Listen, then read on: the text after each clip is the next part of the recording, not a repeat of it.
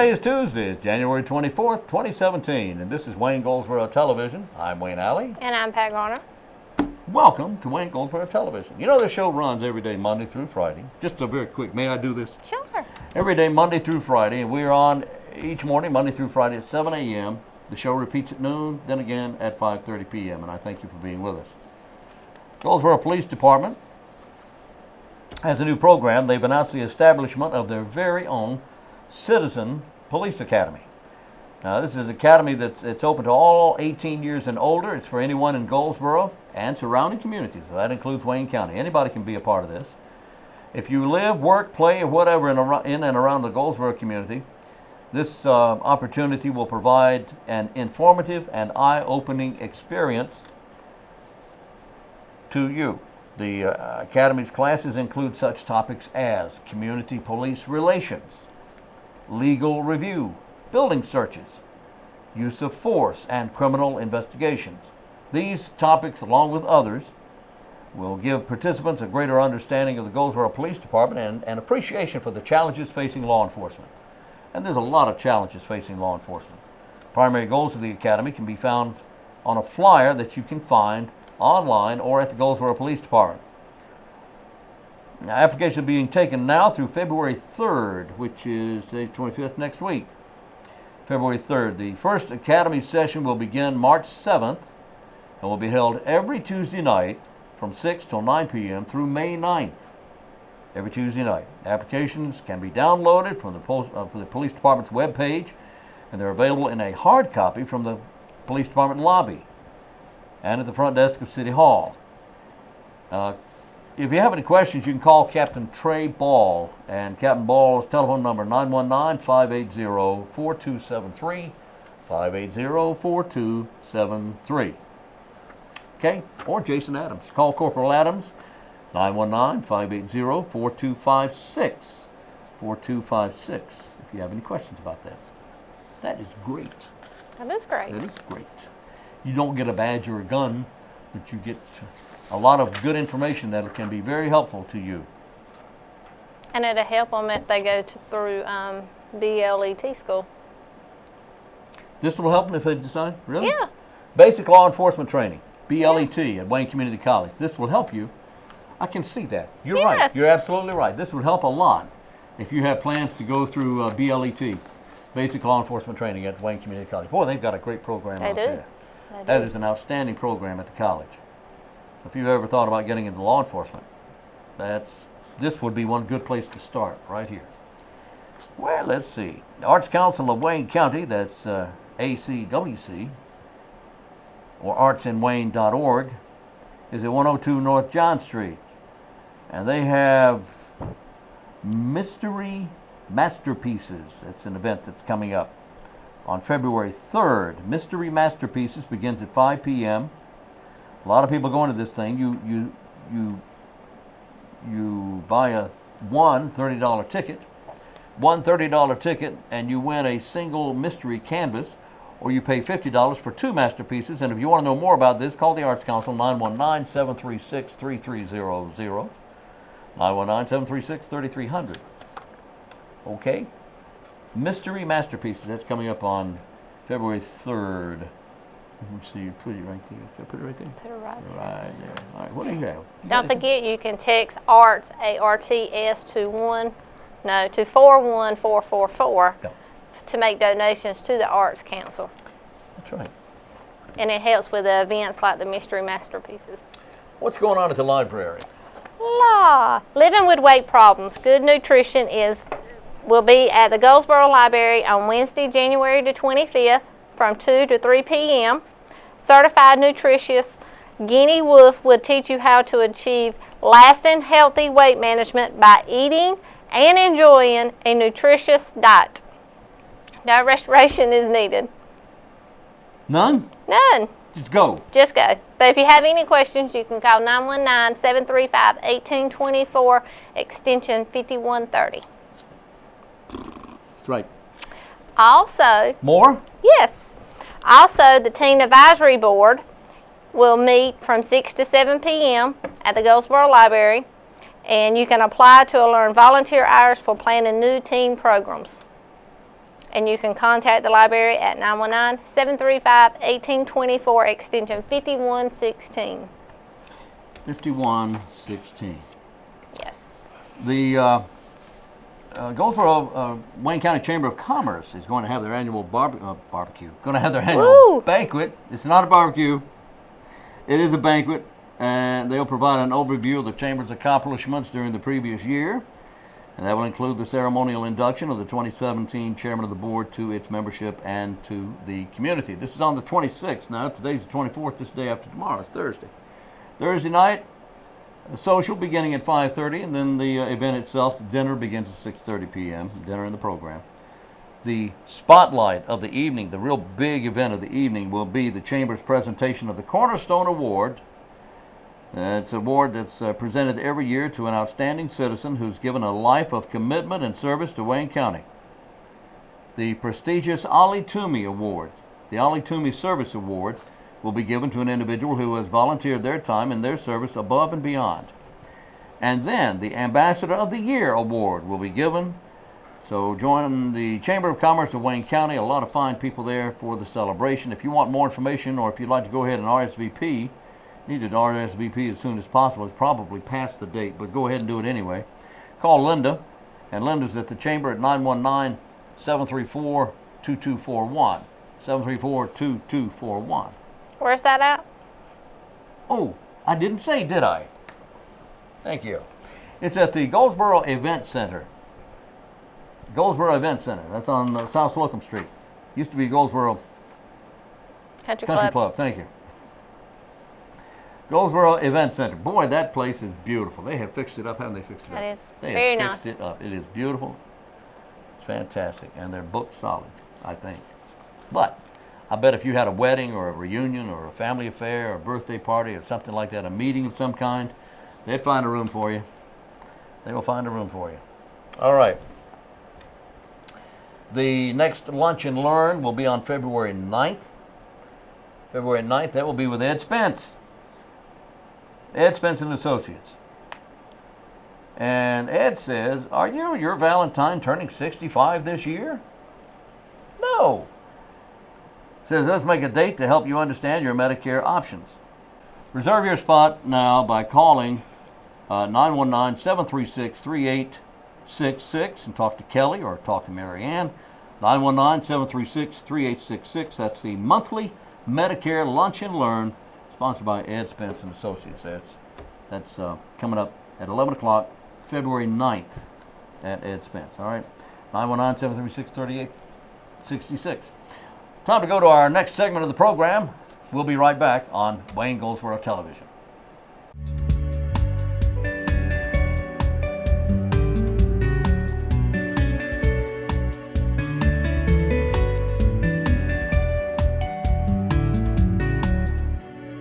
Today we're just off the road in Faro, North Carolina here, and Faro's in the northern part of Wayne County. We're talking to Mr. Earl T. Smith, and Mr. Smith is here to tell us of a situation, a significant happening that happened back here in 1961, right? What happened? 61, a B-52 crashed with 2 live hydrogen bombs, Mark 39s. Each bomb were 3.8 megaton, which is equal to 3.8 million tons of TNT, to break it down to explain what the megatons are. Now, if these bombs were live bombs, Live this was bombs, live yes, bombs, and live if they had bombs. gone off, we would certainly be knowing about Right, that. yeah. But they didn't. They didn't, so thank God. We're still, there'd be none of us still around if it had. All right, But January 24th, 1961, Right. where were you at that time? I was at home in bed asleep, and I was on standby. There was 4 of us on the base, and each one of us had to have standby, one night a week at So least. you were in the Air Force. I was in the Air Force at Seymour Johnson.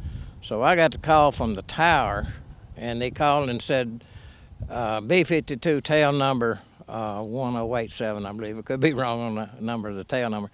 Said coming in with fuel leaks in the Bombay area. The plane hadn't crashed at that time. So I threw my clothes on and didn't take time to lace my boots. I just wrapped them around and headed for the base. Well, when I got to the base, they determined that the plane had crashed. So I jumped on. General Moore had a helicopter waiting, and in any broken arrow exercise, is what this was called, once a nuclear bomb is involved in an accident. I jumped on the helicopter with him. Well, we kept all I'd only been out of EOD school 9 months, and we kept all our materials, instructions at headquarters. And so I didn't have time to get that, didn't have time to get a radar instrument or anything. I just jumped on board the helicopter.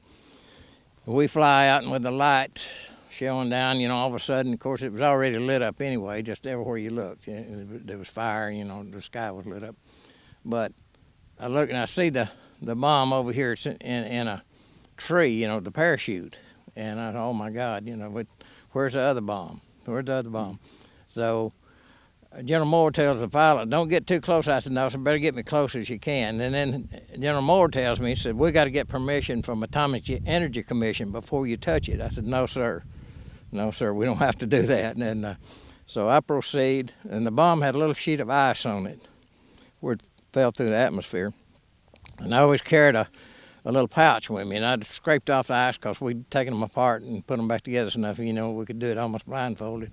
So I got the access door open and seen that was safe, so it was all right. Well, I belonged to SAC, Strategic Air Command, and they had what they call a SAC two-man policy. It had to be at least 2 men to work on a nuclear bomb. So I knew I had to wait for help to come before we could do anything else to that. Well, finally, I don't remember, seemed like an hour and a half, so 3 more men came out.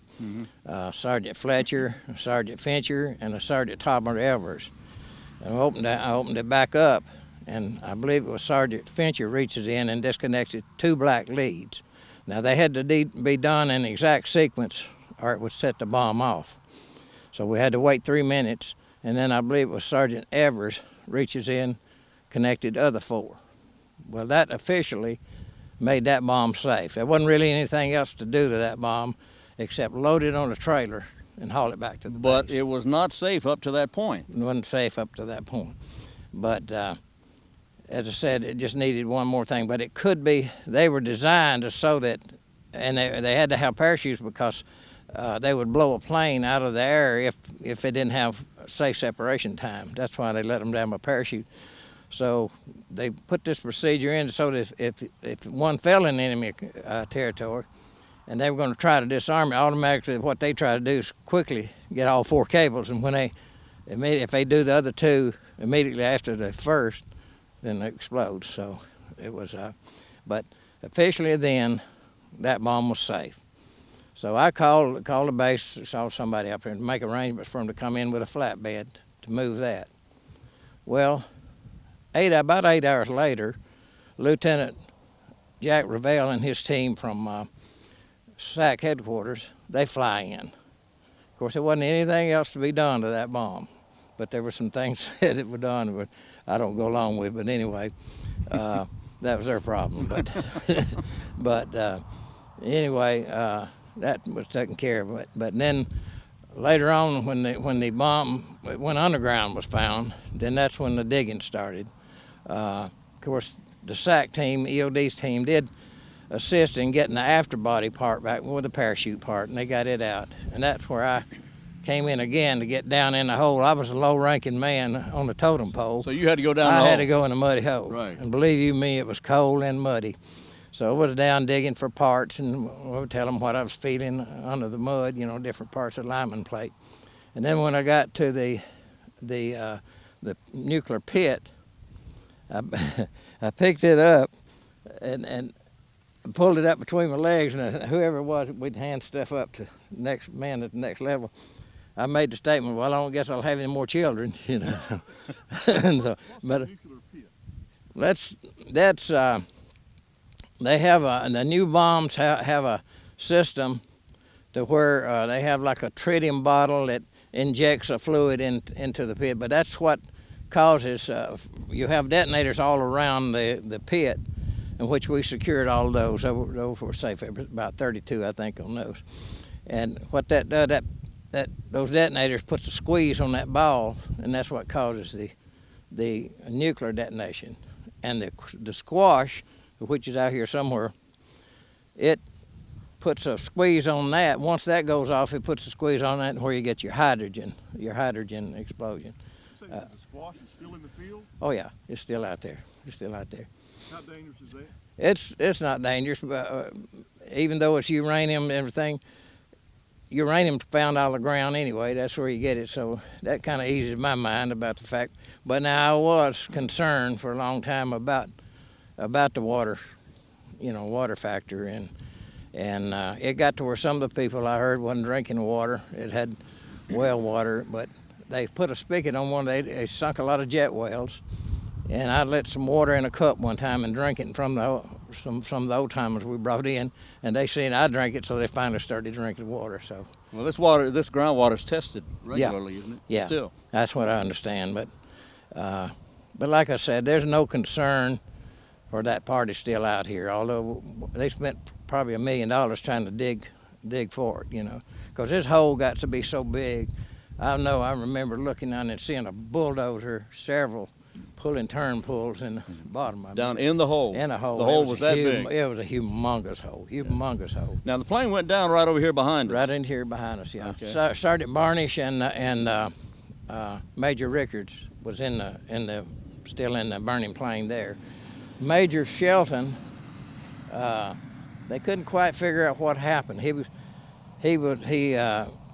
fell, and they found him in a tree. I understood he was impaled with a limb, but they claimed he was dead before he left the cockpit, and we couldn't figure out. Well, I had a lot of time while they were digging, and I found a rod, one of the from an ejection seat, and it had a bend in it. So they got to studying it, and they thought, well, maybe that thing slapped him in the back of the head with the G-forces. So it was never known for sure, but they couldn't really figure out what killed him. But there was a humorous side. I don't know where it came from, but it's nothing I made up because I heard it. But they said it was a sharecropper. I seemed like they said it was a black sharecropper. They looked up and saw that bomb. The bomb that fell here with that big parachute, and he thought the Russians were invading. Oh my. So he grabbed a pound of cornbread, some milk, and some blankets, and they said they found him 7 hours later when they was looking for Major Shelton's under some bushes out there. So, and then there was another religious couple. I heard them say they looked up. I think one of the engines someplace was burning by the Edmond's house, I guess, or Edmondson. They said, I think the Lord's come because he's up at Mr. Edmondson's house now. So there were several things that I can remember, But, Well, let me ask you now. The plane had actually started breaking up before it came right. into the ground. So it was actually Right. flying into the ground right. already on It was fire. it was already on fire. There was parts everywhere. Engines over, like I say, I can't remember just where because I was so excited at the time. I was wondering what I was doing here. Now, the first nuclear bomb that fell, it fell off the wing. How far was that from here? It was the first one was seemed like right over in here. There was a tree. The tree's gone, but it was a tree. I remember that, and then I remember the other part. It went underground. Was over in this area, somewhere over here. All right. Like How long were you out here? I was out here the first week 96 hours. The next week like 88 hours, and the third week about 80 something. And every week, it was more than double time because I was out here 3 months that they were digging for parts. As a matter of fact, I got a divorce because when military families have a hard time staying together anyway, and when you're under that much stress, been eating old cold sandwiches, what have you, I'm sure I wasn't easy to live with, but and finally we did. It was a kind of thing I'll never forget when we had a field kitchen finally come out, and the first thing to cook was some beef stew. Well, the smell of the burning bodies here, something I never could get used to, but that's the first thing that hit me, and for about 5 years I couldn't eat any beef stew. I mean, that was a horrible part, and having to work because it was so close to where this had burned, where the bodies went up. So Now, the survivors, do you know how many there were? Do you recall? yeah, there were five survivors, Right. 5 survivors, and one miraculously got out without a ejection seat, which is never happened before. Really? Never happened, and after that he dove through a chute that was where somebody else had already ejected out, but. So there were Just what, 3 or 4? Three that perished, and it two perished, and then Major Shelton. That these chutes automatically open after 15,000 feet, I think it is. Excuse me. But just the three. The rest of them made it out alive. So have you been in contact with any of the survivors at any point? No, I've tried to find them over the internet and everything, and I've had other people look, and I don't know where I understood Sergeant Fincher had passed away. That's what I heard. I'm not sure, but the others I hadn't had any contact. Sergeant Fincher was originally over in the Charlotte area, and Sergeant Elvers was from down in Alabama somewhere, I don't remember, and Sergeant Fletcher was from Johnson City, Tennessee. But, this but crash, they're the one that get the credit, and I want it clear. They're the one that get the credit of actually disarming the first bomb. It wasn't anybody else. But it was Sergeant Fincher, Fletcher, and Evers that, it did the actual doing. It wasn't me. I opened the door, Now But now the second bomb is one I lifted the nuclear ball out of. But now the second, there's still something out here, isn't there? Yes. What's out here? It's called a squash. That's what it's called, and it's just. What is that? It's just a big cucumber-shaped piece of uranium. I think it's uranium-238 and uranium-235. It could be wrong, but 50 years kind of dulls your memory. But it's still down there, and it's not any harmful effects, as I said, because uranium, you dig it out of the ground anyway, and that thing is deep, because it is deep in the ground. How long did it take from the first bomb to finding the second bomb? It was. That seemed like it was on. Seemed like I could be wrong. It was Tuesday, and then I know that it seemed like about 3 o'clock on a Friday afternoon is when I lifted the thing, something like that. So it was just a short time before we found out where it was.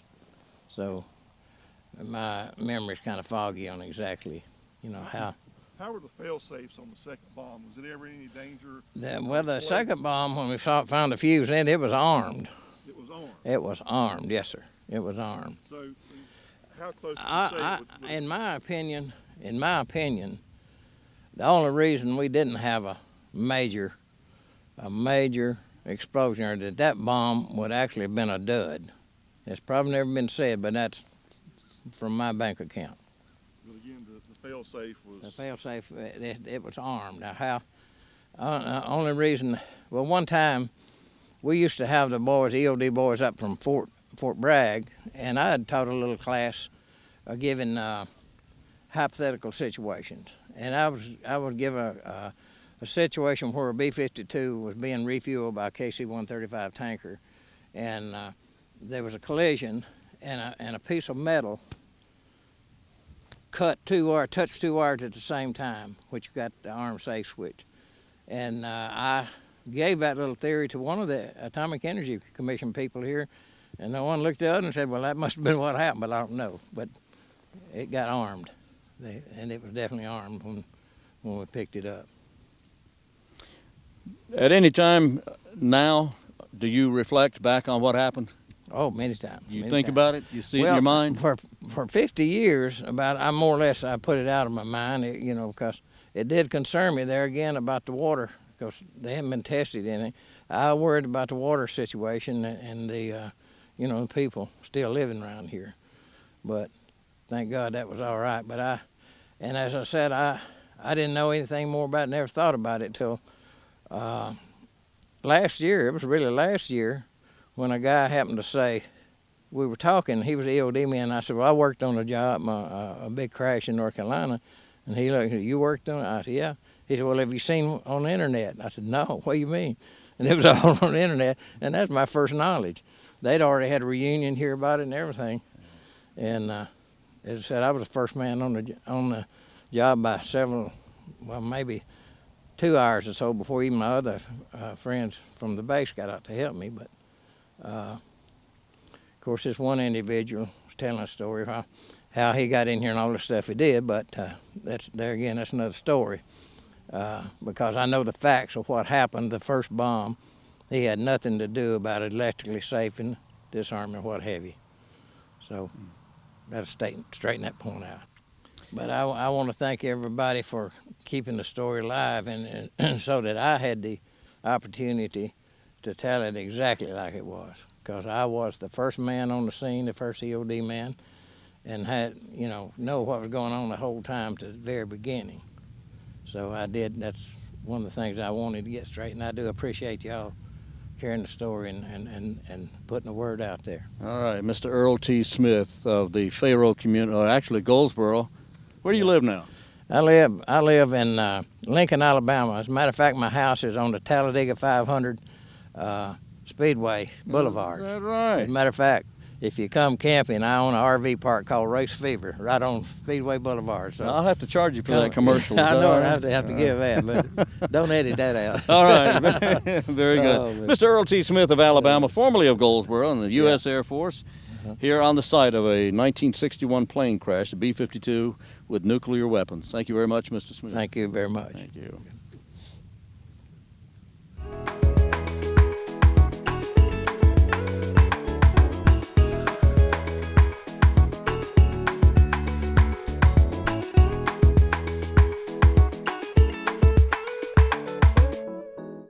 And this is Wayne Goldsboro Television on this Tuesday, the 24th of January. Thank you for being with us. Coming up soon, the 2017 Carolina Games Summit will be taking place here in Goldsboro. Now, don't let the word games fool you. This is all about technology and how important technology is in our everyday lives, for example. One of the presenters at this program will be Dr. Benjamin Sente, B.J. Sente. He's the chief physicist for Cone Health, for their radiation oncology departments, overseeing the treatment of cancer with radiation. Now, what in the world does this have to do with games? I'll tell you. It's not really about games. This entire event is all about technology, and there's people coming from all over the country to Goldsboro, Wayne County, North Carolina, for this event. This is very important, and it's very, very big for Wayne County. If you would like information, you can email Carolina Games Summit, Carolina Games Summit, and that will be info@carolinagamessummit.com, carolinagamessummit.com. So that's coming up on February 4th. Carolina Games Summit will be Saturday, February 4th, beginning at 10 a.m. and going through to 8:30 p.m. Ooh, that's a long day. It is a long day, but this is a lot going on. It's also on Sunday, the February 5th, from 10 until 6 p.m. 2 long days of so much information.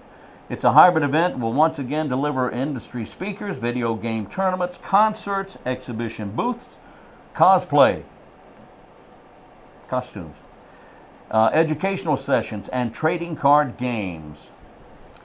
So attendees will be able to compete against gamers from all over the country in a variety of popular tournaments. Enjoy all your favorite platforms, including arcade, computer, and console games with both tournament and free play options available. Additional information again is at www.carolinagamessummit.com. With an S. Games with an S.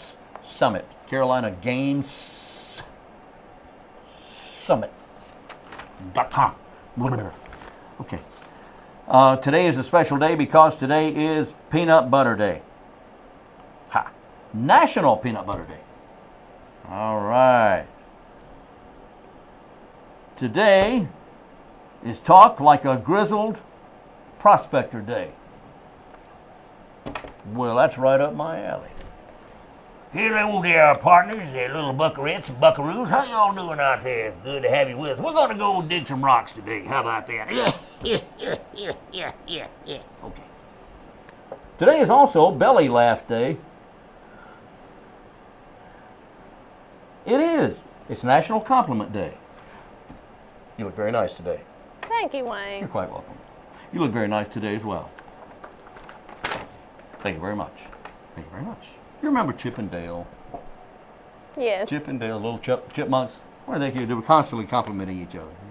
Anyway. They were cute. They were cute. Anyway, today is National Compliment Day. It's also National Peanut Butter Day. It's Talk Like a Grizzled Prospector Day. And that's all we have for today, and that's what makes today special. Right? Yes. Here is our flip your own book trivia game question today. I'll ask a trivia question, and we'll give you the answer in the next segment of the program. The category is bridges, not britches, bridges. According to the 1967 song, who jumped off the Tallahatchie Bridge? Who jumped off the Tallahatchie Bridge? A big song by Bobby Gentry, way back when. I can't believe that song is 50 years old now. 50 years old. Oh my goodness. All right, that's the question. We'll have the answer for you in the next segment of the program here on Wayne Goldsboro Television.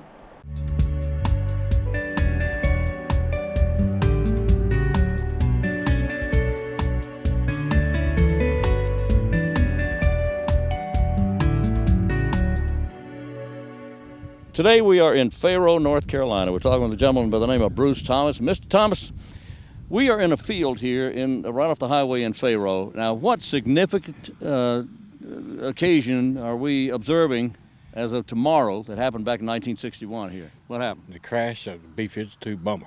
A B-52 bomber crashed here and went into the ground. Yes. What was significant about that B-52? Well, it was carrying bombs. Nuclear weapons. Yes, nuclear weapons. All right. Now, I understand you were a young man at that time. 17. And where did you live from here? About a mile, about 2 miles. Now, what time of the day or night did this occur?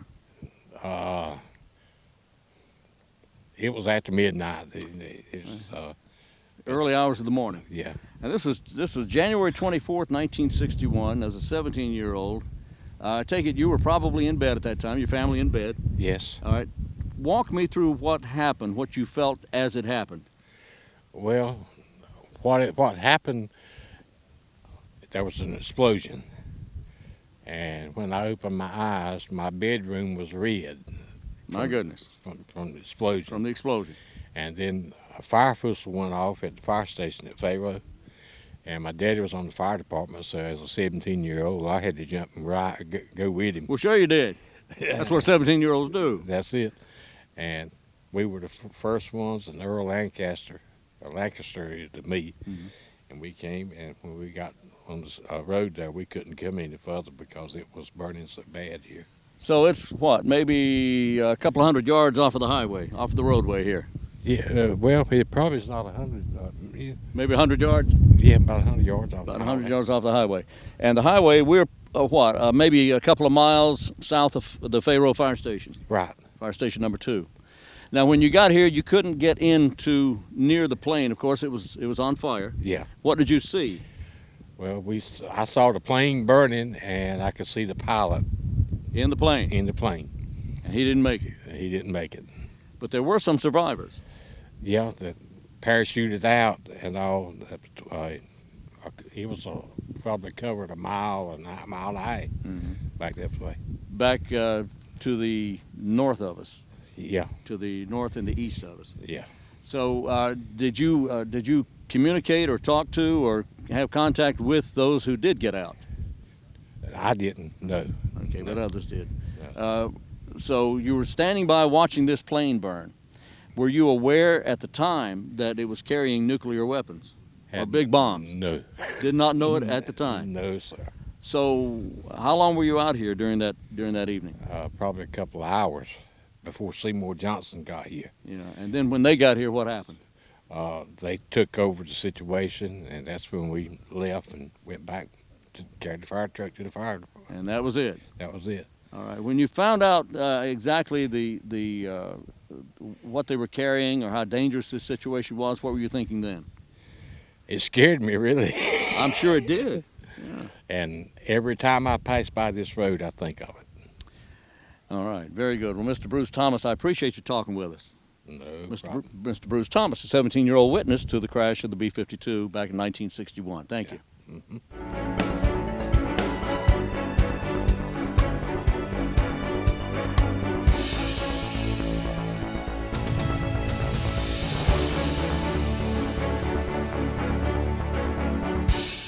is Wayne Goldsboro Television, Tuesday the 24th of January. Thank you for being there. And coming up at the Peggy M. Seeger Senior Center today, 2 day or 2 days? today and today, the 24th. The arthritis exercise class gets underway this morning at 9:30. Arthritis exercise class, 9:30. Also, they have their billiards, they have their sleeping mat class, they have their trivia game at 10:15. They have their crochet and knitting at 1 o'clock today, knit 1, purl 2. No, that was the score. Knit only scored 1 run, purl scored 2. Also, recreational cards at 1 o'clock, pinochle at 1 o'clock, and then line dancing with Stacia Fields, the line dancing queen here in Goldsboro, at 6 p.m. this evening. Ging, ging, ging. All right? If they missed their exercise class, can't they see it on TV? If you miss your exercise class, you can see it on TV. With Wayne Alley. Oh, no. What time's it come on, Wayne? It comes on at, the arthritis class comes on at 3 o'clock in the afternoon. It does. Sometimes I switch them up and put it on in the morning, but usually it's on in the afternoon, like 3 o'clock. It is. Okay, one of my favorite plays, Arsenic and Old Lace, will be presented at the University of Mount Olive by the University of Mount Olive Theater and La Belle Epoque. They're performing Joseph Kesselring's Arsenic and Old Lace. This is coming up February 10th, 11th, and 12th at the Hazel Waters Carnegie Assembly Hall. This is at 207 Wooten Street in Mount Olive.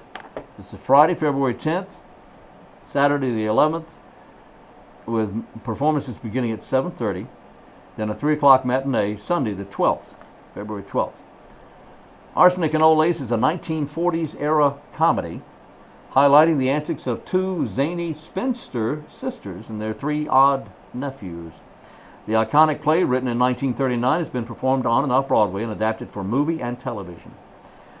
Auditions for the production began in the fall, not in the fall, but in the fall, with rehearsals underway since November. The cast is composed of an eclectic group of UMO students and faculty. Should be quite interesting. Again, it is free, and it's to be held on February 10th, 11th, and 12th at the Hazel Waters Carnegie Assembly Hall on Wooten Street in Mount Olive. Okay? It's going to be a lot of fun. What do you have there, ma'am?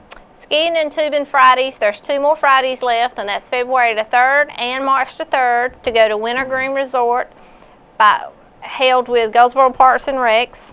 And they leave at 5 a.m. and return at 10 p.m. So it's a all-day trip. All day. Skiing is $60. Tubing is $25. And you can contact Parks and Recs at 919-739-7449. What was that number? 739-7449. Got that? Also, on February the 10th is the Daddy-Daughter Dance. Join Goldsboro Parks and Recs for their annual Daddy-Daughter Dance from 6 to 8 p.m. at the Goldsboro Event Center. It's $10 per ticket, and the tickets are limited. And the tickets can be purchased at Herman Park Center and the W.A. Foster Center. You know, we had those guys in last week, and this thing sells out quickly. It's always full, so if you plan on going, call now, because they sell out of tickets very, very quickly. If you want more information, what was that number again? It is 919-739-7480 or 919-734-4164. Thank you. So it's time for our trivia question answer for today. The category was bridges, and the question was, who, according to the 1967 Bobby Gentry song, who jumped off the Tallahatchie Bridge? Wayne Alley. No, not this time. Not the latest, and it wasn't the Tallahatchie Bridge. It was. In fact, it's in the title of the song. It's Ode to Billy Joe.